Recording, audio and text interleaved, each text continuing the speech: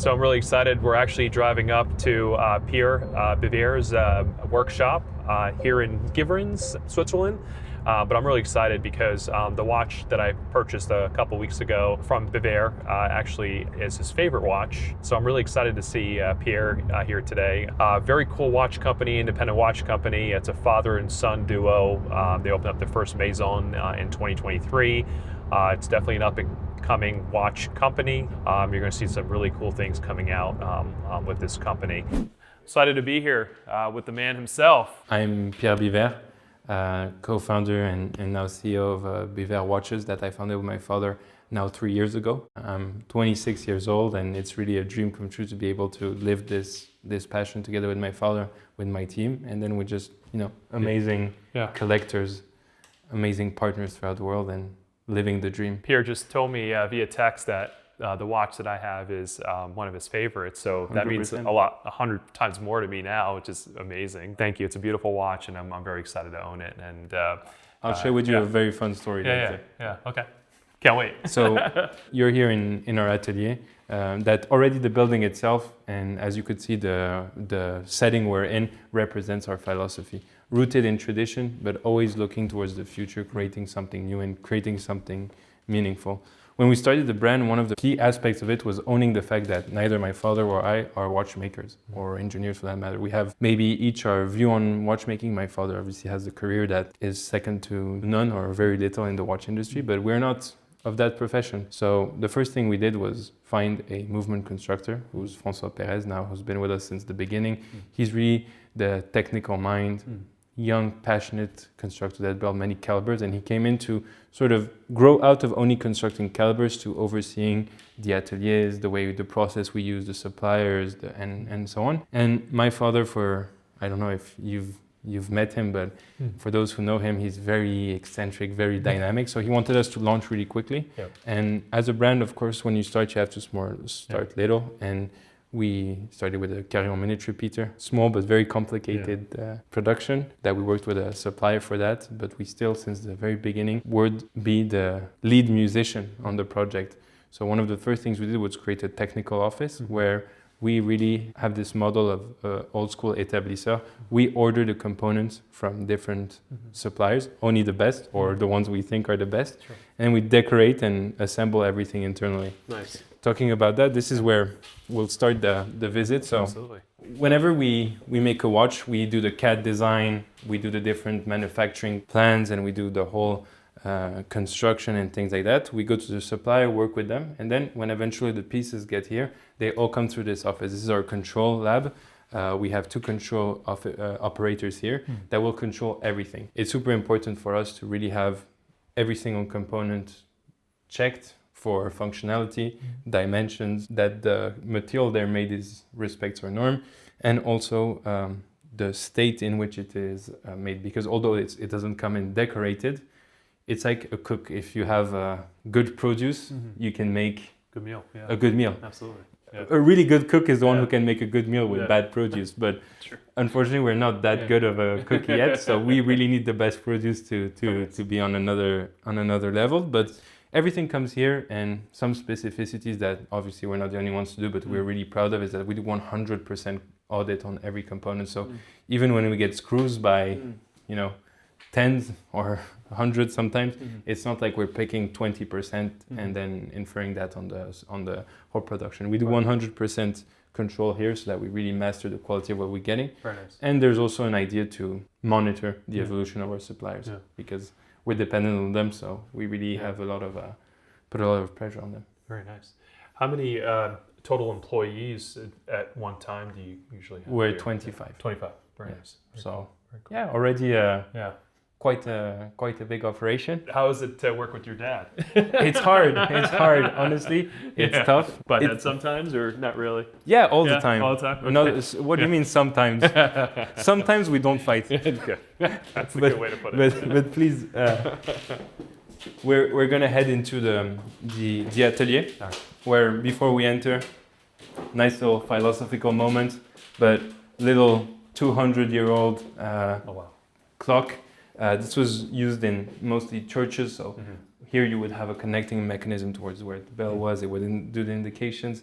it's not functioning, we'd have to restore it. But I think that all our watchmakers, all the staff, everybody here walks past this every morning. And this is just a reminder of why we do what we do. It's 200 years old, and when you look at the gears, when you look at the mechanism, when you think of the whole concept of how it's built, we still very much still make watchmaking like that today. Wow. Obviously smaller, different materials and so on, but ultimately this is still how we do it. And this is why we're passionate about what we do, and we are, I think, this passion of what the human mind can come up with and create from mind to the hands and then into a physical object. Amazing. I'm a doctor, so when I see watchmaking and the precision that's in watchmaking, very good parallel between medicine and what you guys do too. So when I do surgery, obviously you got to be good with your hands, and you got to make these very important decisions very quickly, and use very small instruments as well too. And I see how much precision that you guys have in watchmaking as well. And in fact, many companies that make movement components for watches, especially the ones who specialize in titanium, are also making in Switzerland some medical tools. Yes. Because of the grade 2 titanium. Correct, Grade 5, I've heard, is a lot of surgical tools as well. And too, also, my father would say that if he was here, but when you need a replacement, knee and things like that, our knowledge in terms of precision as an industry in Switzerland has led us to even work in the medical domain. So definitely, I mean, the only difference is that what you do is fairly important, I would say, and I'm understating it. We just make some fun. You actually save lives, so it's. I wouldn't compare it much more than the precision. Welcome to our Holy of Holies, our atelier. We are very engineer-led. The mind behind the whole product is an engineer. Obviously, then it brings in the art of watchmaking and decoration. But we really adopted that philosophy and going towards that and like 100% in that direction. Yes. It's not always that you will see two ateliers, meaning watchmaking and decoration. Some people hold that still today it's the watchmaker that should be decorating and with a loupe rather than with a microscope. We, in our philosophy, we're looking for consistency even in the high quality. And there's a charm in having each piece being sort of unique in the way you hand decorate it. And we still find that even with this method, but we're looking that every client gets the same level of quality. To control that, it's really important that we work in this particular way. At least that's the way philosophically we think is the way. So we are 7 decorators here. As you see, all the different tools we use are the traditional ones. Here there's really no innovation. Aside the few little technological things like the microscope and the lamp, we still use the same burrs, the same files to do the anglage and so on. And here you can see an example of our decoration criteria on a bridge of an automatic. So you'd find that exact bridge on your watch where you have all the different sides of the component being decorated to specific instructions. So underneath with perlage, the sides are satin finished by hand. Then you have the anglage and the top, which is circular finished.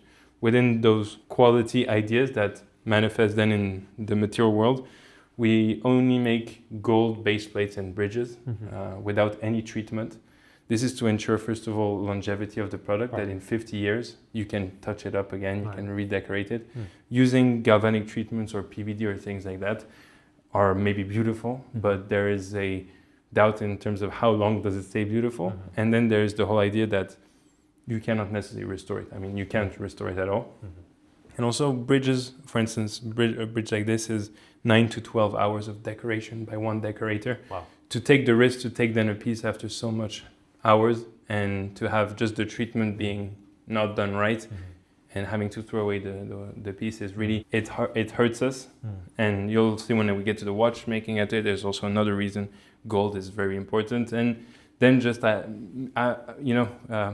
going back to the food analogy, I love to eat, and we're very close to French cuisine here. Yes, of course. Lots of butter, very nice. And I think with gold, it's a bit the same. You want those noble materials. They're like just enhancing the experience. Absolutely.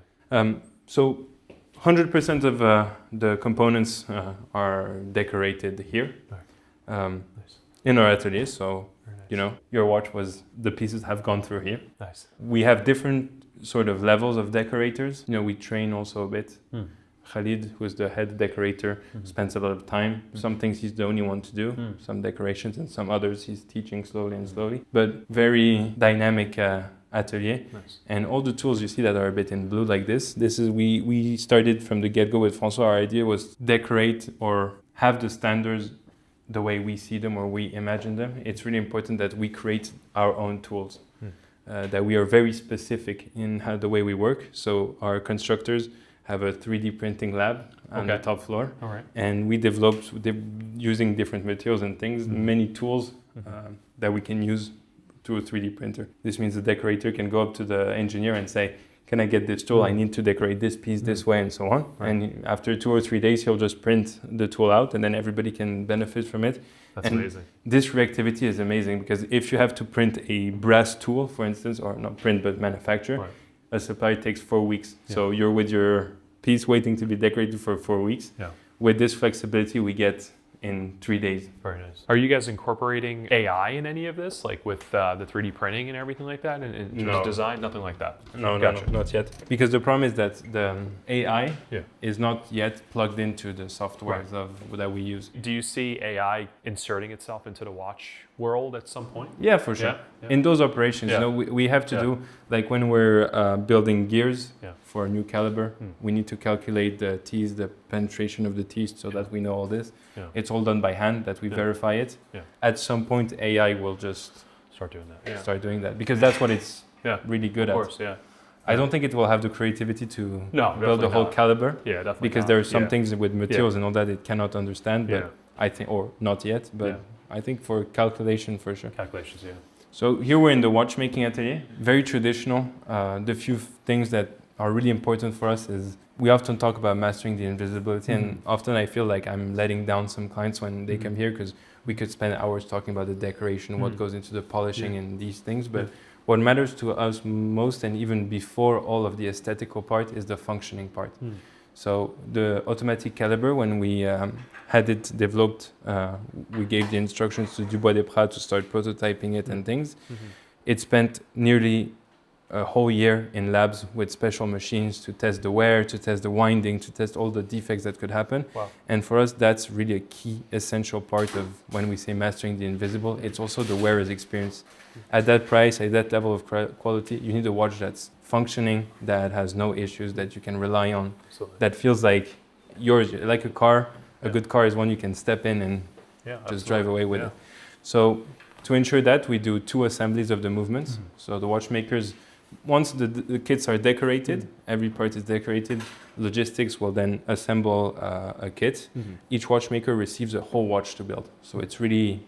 So one person gets the whole exactly. thing. Gotcha. In fact, you'll see, but on the certificate... I saw a name on there. And that's the watchmaker. Yeah. Wow. So all right. So I gotta ask you. I gotta meet him one day. Exactly. Yeah. Maybe it's Sandrine. You'd have to give me your case number. Yeah, I think I have it right here. Jean-Marie. Unfortunately, he's not here, but he's sitting at this bench. Oh, right here. So your watch was made here. This bench. Exactly. Awesome. So we do 2 assemblies. So they get the full movement kit plus the case and dials and so on. They assemble the movement once to test all the functions, disassemble it, clean every part. This is where gold is handy because if during that process they might have scratched something, they can touch it up. We then do the final assembly, case the watch. At that moment, another watchmaker will control that work. Okay. And then for every watch, no matter if it's a repeater or an automatic, 3 weeks of control, we check each single function. And 3 weeks is really important because that's when there's a stabilization. Okay. Because when gears are new and they've not worked together, taking the measurement straight away is a bit biased. You need to wait until things have settled, a bit like a car that you need to road. So we do 3 weeks test, and then François, again, our lead on the product, he verifies every single watch, checks them out, and at that point, the watches are ready to find a new home. That was a great in-depth look at Biver. Today, we went over the company's process and philosophy with Pierre Biver. In part 2 of our deep dive into Biver, we'll sit down with Pierre and go hands-on with the brand's most pristine and elegant pieces. Make sure to leave a like, subscribe, and hit the bell to stay connected. I'm Dr. Vinay Chopra, and consider this your luxury prescription.